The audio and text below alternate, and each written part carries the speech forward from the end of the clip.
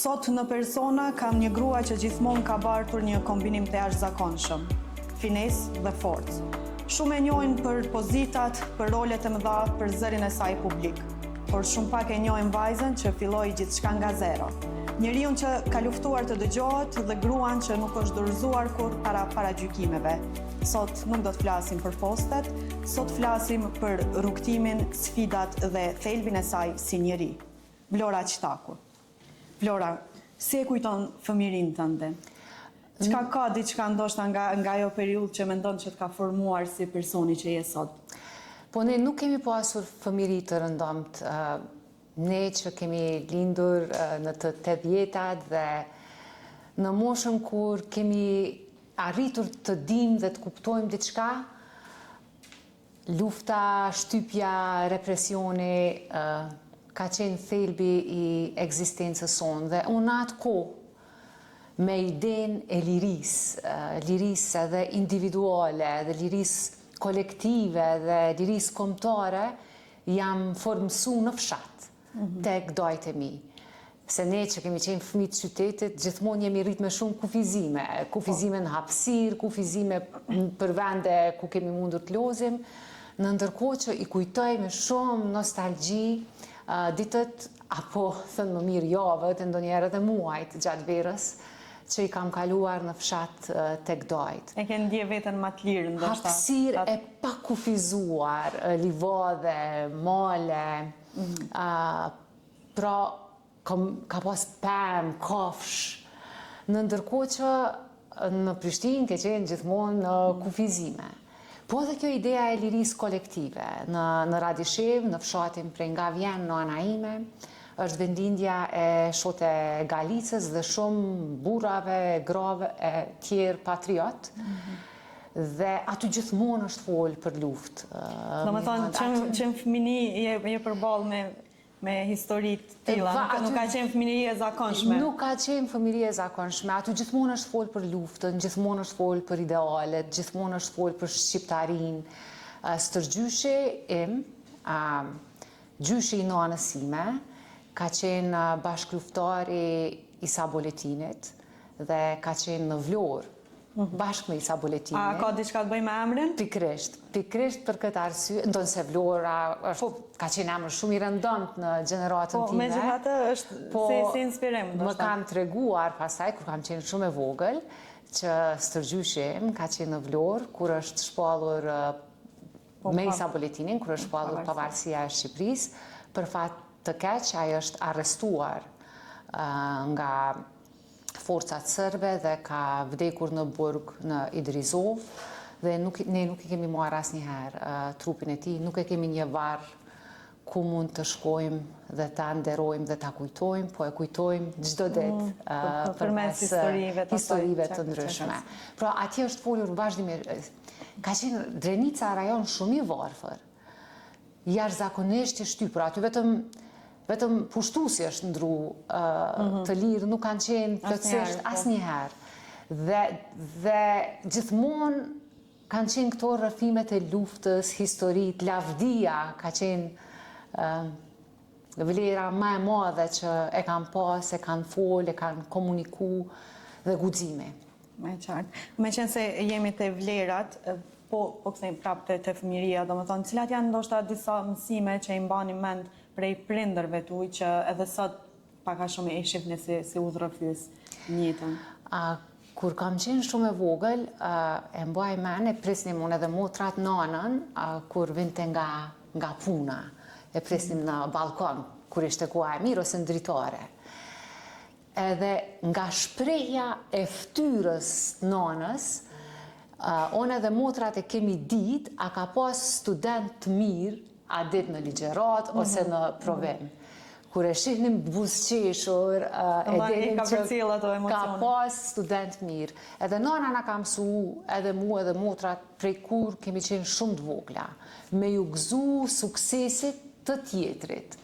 Po aq sa i gëzohesh edhe suksesit tonë, sepse një shoqëri mund të ecë përpara vetëm kur krijohet një mas kritike e njerëzve. Pa dyshim që është një vlerë shumë e mirë, fatkeqësisht në zhdukje të ne.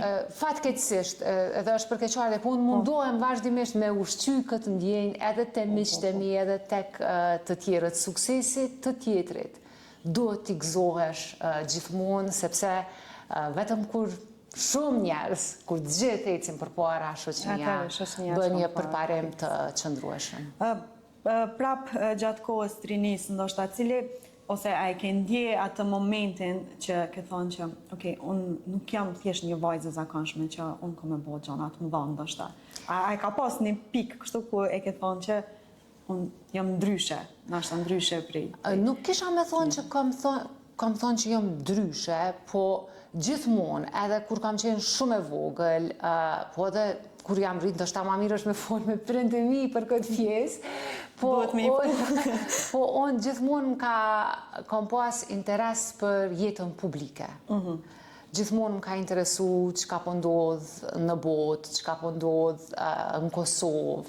I mbaj mend si e vogël, i kam dëgju gjithmonë lajmet me prind, jam interesu për jetën publike dhe asnjëherë, gjithmonë e kam ndje thirrjen që duhet jem pjesë e projekteve ma të mëdha se unë e vetë, po jo duke definuar rolin tim në të. Po kam qenë... Me ndjenjëm për kontribut në çfarë do lloj forme. Po t'jem pjesë e projekteve shumë ma të mëdha se sa unë e vetë. Tash, ky mjedisi i politikës, i medias, në përgjithësi, din me qenë edhe shumë i ashpër her pas here. Cila ka qenë ndoshta sfida më e madhe për një vajzë të re që është kyç në politikë? Po problemi të gjë politika ishte, si të themi, një pluralizmi politik, pluralizmi mediatik, hapësira publike, demokracia, liria e të shprehurit. Të gjitha këto Kosovës i kanë ardhur për një herë. Ne kemi kalu tranzicionet të shumë thjeshta brenda një periudhe shumë të shkurt kohore. Edhe në fillim ka qenë pak kaos. Mirë po, unë do të isha e pasinqert, sikur të thoja që e kam pas shumë të vështirë. Kjo për shkak se unë kam qenë rrethuar me shumë njerëz që më kanë mbështetur, më kanë inkuraju, tu fillu prej familjes, po pastaj edhe kolegëve në punë që më kanë mbështetur, më kanë dhënë hapësirë. Sigurisht që rrugtimi im nuk është rrugtimi çdo gruaje në politikë dhe çdo gruaje në media. Jo se cila grua që është kyçur, ka pas mbështetjen që kam pasun mas pari. E kisha edhe një pyetje direkt me këto, do më thonë, a ka pas në një moment që je ndje e nënvlerësuar për faktin që je grua në politikë, ndoshta në fillime? Në fillime, unë nuk e di ka qenë cila ka qenë, si të themi, sfida më e madhe për mua, që jam grua apo që jam e re, se unë kam qenë shumë e re. Dhe për një grua të re, padyshim që sfida kryesore është që të trajtohesh seriozisht, që të marrin seriozisht. Që të dëgjohet mendimi. Dhe jo vetëm Kosovë, edhe këto e them me dhimbje, edhe me keqardhje, po jo vetëm Kosovë, gratë e reja trajtohen me thjerza shumë ma strikte, si me thonë, unë e kom thonë shpesh herë. I duhet shumë ma shumë punë për me tregu vetën. Duhet me mësu për 10 me marrë një 6. Grave nuk ju falën gabimet. Po fatkeqësisht, Mirand, nuk ka shku, ndoshta fillimet i kam pas më të lehta. Mirë po pastaj me rrjetet sociale, është bo shumë ma e vështirë. Për fatin tim të mirë, unë atë kohë veç kam qene etabluar si figurë publike. Mirë po sot është problematike. Shumë ma vështirë për vajzat e reja, për gratë e reja, po jo vetëm për vajzat, edhe për burrat, edhe për djemtë e ri, shumë vështirë për këdo që është racional, shumë vështirë për këdo që është punëtor, që nuk është intrigant, sot me marrë vëmendje mediatike, fatkeqësisht, nuk po flasë për media, po kështu publike, po them, duhet jesh ose skandaloz, ose histerik, ose tragjik, ose komik, ose të gjitha bashkë. Po nëse flet diskuton vetëm racionalisht, me qetësi, pa shoh, pa fy, Si e për media, si e për një publike. nuk je atraktiv për publikën. E pastaj kur shohën, kur fyn, të shohën edhe ty dikush, të fyn dikush. Edhe kemi hy në një vorbull Sidomos këto vitet e fundit. të tmerrshëm, kemi hy në një vorbull të tmerrshëm. Pastaj në fillim kur jam kyçuron, ka pas pak ma shumë ekuilibër në diskursin publik. Tash fjala e fundit thuhet e para. Edhe fjalë të rënda, kështu që është vështirë, është fatkeqësisht është bërë Nëse e shumë bëjmë vështirë. krahasimin, po imagjinoj që nuk ka qenë siç është situata sot në kohën kur ti e kyç, po megjithatë a ka pas ndoshta në një moment që ke dosh me jek dorë dhe me thonë që ose unë do të gënjeja, po ta thoja s'kan qenë rrjetet sociale, po mund të ketë qenë diçka tjetër që të ka bë mundi keq në atë kohë. Për mua, jo vetëm për mua, po secili e përjeton për veten më rënd. Është thënë gjithçka që mund ta imagjinosh, po që besa edhe gjëra që nuk i imagjinon dot. Për gojime, fyrje, për buzje, edhe normalisht që ndonjëherë lëndohesh, mu më ka ndodhur me mbyll veten në zyre edhe me çajt. E kom pas një mur kur kam qenë edhe zavendës ministre dhe ministre në murin ballor, edhe tash e kam në zyrën time me portretet të grave shqiptare që më kanë frymzu.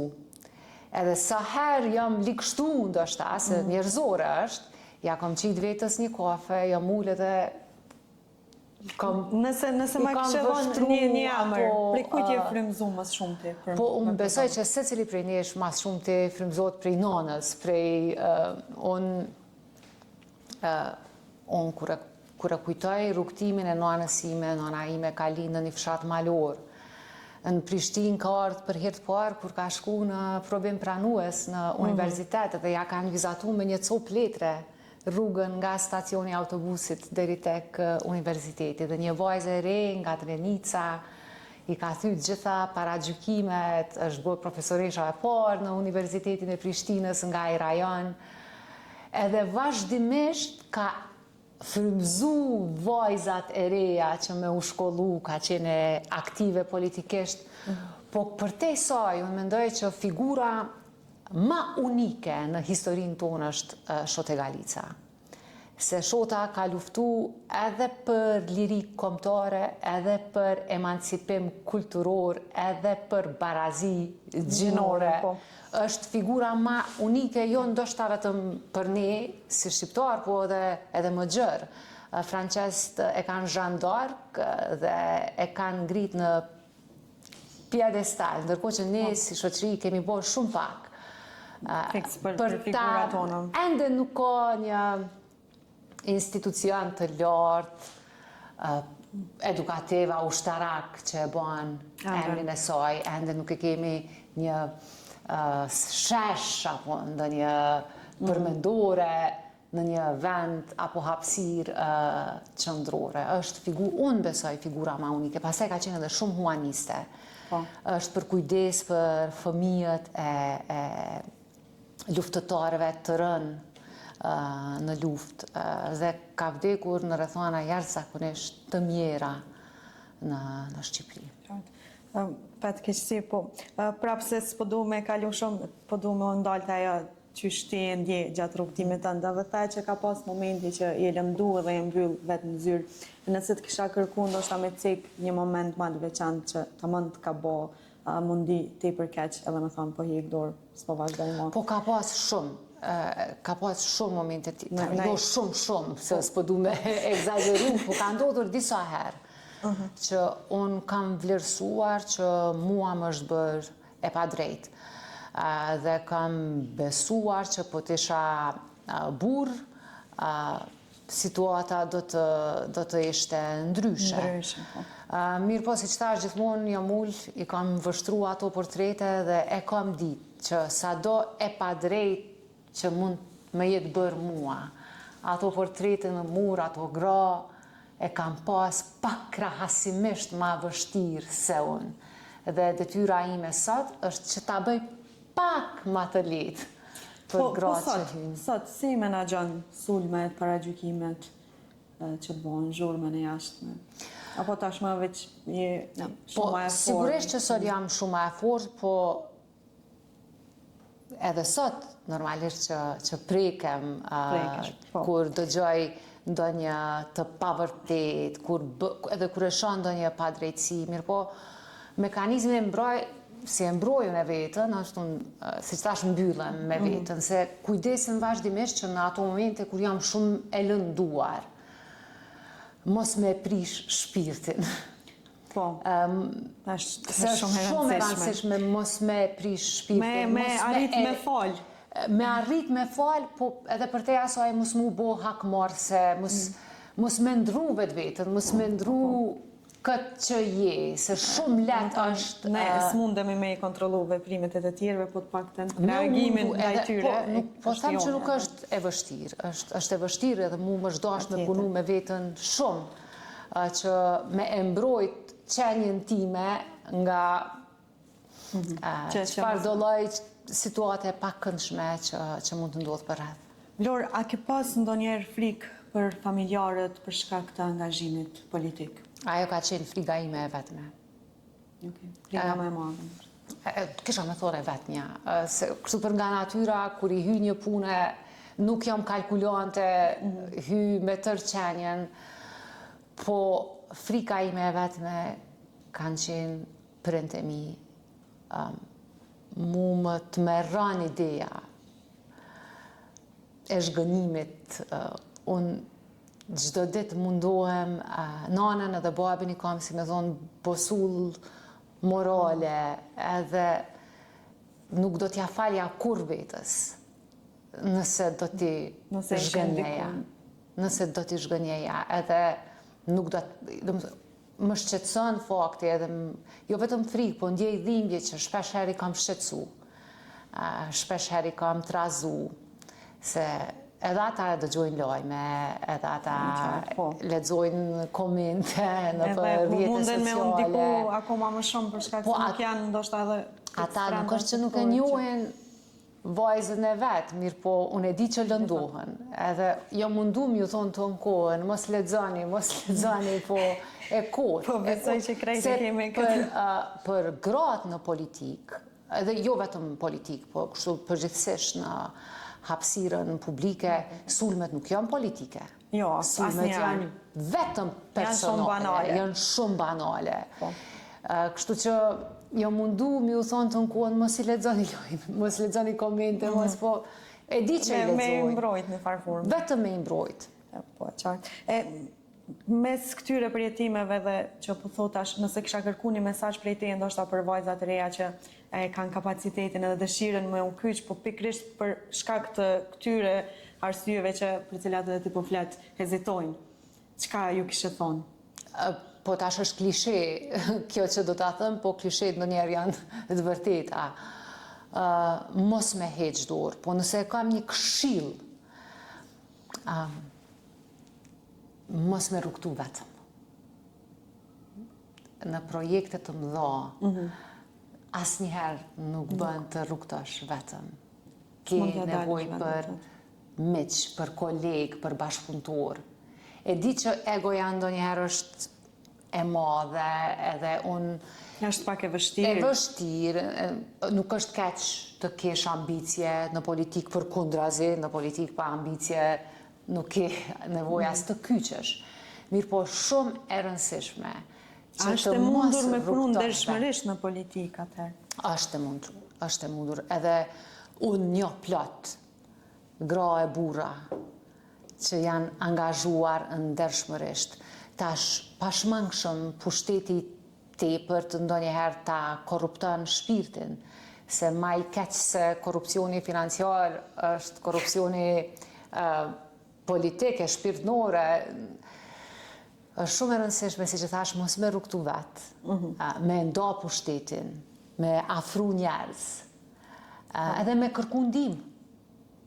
Është e rëndësishme me kërku ndihmë, nëse e sheh që është një projekt i rëndësishëm, po e din që nuk mund t'ja dalësh vetë, duhet të kërkosh ndihmë. është e rëndësishme të kesh miq, të kesh bashkëpunëtor dhe ti duash edhe në nivel njerëzor njerëz me të cilët punon. Ndëgjon politik i ke dy familje. E ke familjen biologjike, po e ke dhe familjen politike. Shpeshherë më shumë kohë kalon me këta të dytët. Është e rëndësishme që të ruhet edhe kultura e komunikimit ndërnjerëzor edhe personal. Në gjithë këtë karrierë, çka ke mësu për njerëzit, Vlora? Çka të ka mësu jeta për njerëzit që të kanë rreth? Po është bo shumë gjatë.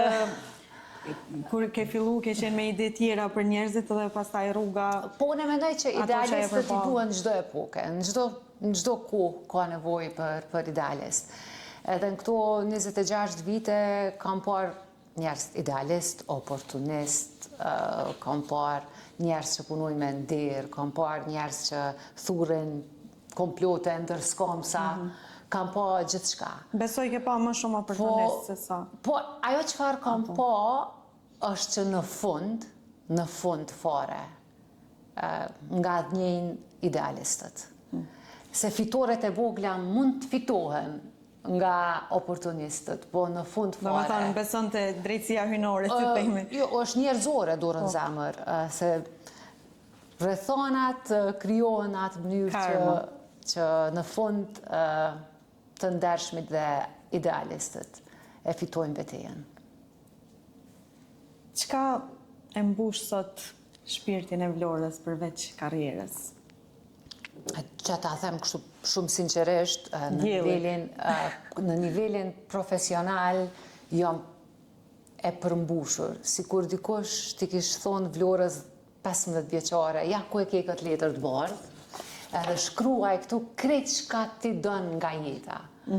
Unë nuk kisha pas imagjinat me shkru krejt çfarë më është dhënë mua nga kjo jetë. Unë s'kisha ditë me kërku me nënshkru deklaratën e pavarësisë. Nuk mu kish duk vetja e denjë, ose të flasë në do me thonë jeta ti ka sjellë gjonat më mirë se që ti kemi. Ndoshta edhe si gjenerate kemi pas këtë fat të mirë.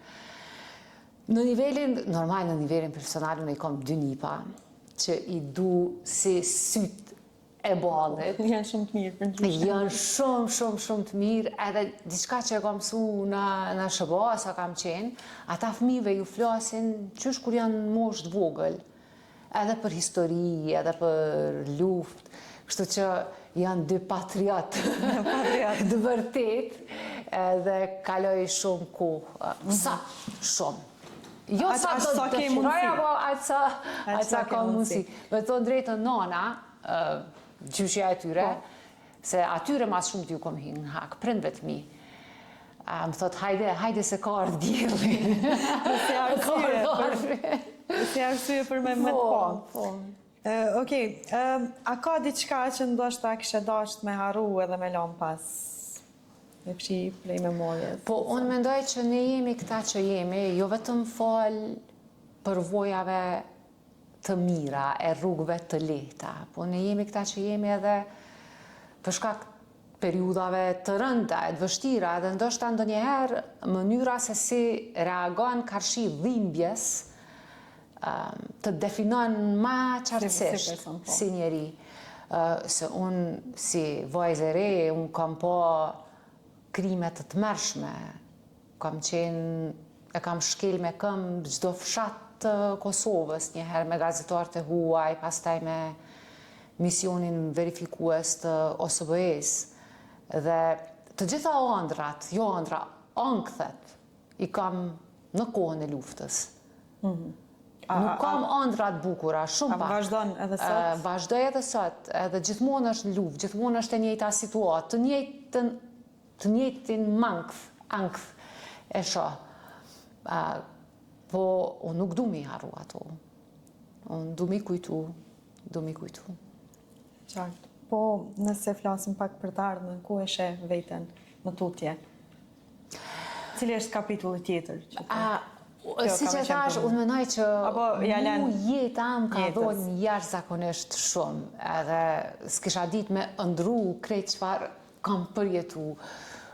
Po, unë mendoj që detyra ime tani, po edhe, jo vetëm e imja, po e neve që i kemi taku asaj gjenerate që ka pas rastet unike të papërsëritshme, se deputat do të kemi gjithë, edhe ministra, po vetëm një gjenerate i ka rënë nderi që t'jetë pjesë në nënshkruesi deklaratës pavarësisë, e proceseve unike të papërsëritshme. Unë besoj që detyra jonë si gjeneratani është që të ndihmojmë të krijojmë gjeneratën e re të liderëve. E sot është bërë shumë vështirë. Mirand, është bërë shumë vështirë. Kështu që unë po mendoj që detyra e jonë si gjenerat tash është gjithsesi ata që ndjejnë që mund të vazhdojnë të kontribuojnë, po më shumë se për vetën, ne tani do të përqendrohemi në projektin e madh, me ndihmon përgatitjen e gjeneratave tjera, se mu shpesh më thojnë po Vlorë, po ti ende je re, po unë me mosh mund t'jem re, po në politik jam s'jam dalë që re. Megjithatë ke ende për të thënë, mendoj unë. Po, patjetër. Me kalu të disa pyetje shumë më të shpejta, kështu qysh e përshkruan me një fjalë veten, Vlora? Si një njeri që është munduar shumë. Frika më e madhe të tregova. E the, po. Edhe gruaja që ka frymzuar, e the është që mund t'i shgënjej prindrit ndonjëherë, ajo më frigon. Po edhe më udhëzon. Momenti që ju ndryshoi, ama si moment Lufta, kur e kom pa ushtarin e parë të ushtrisë çlirimtare të Kosovës në uniformë. Ka qenë krenari, ka qenë...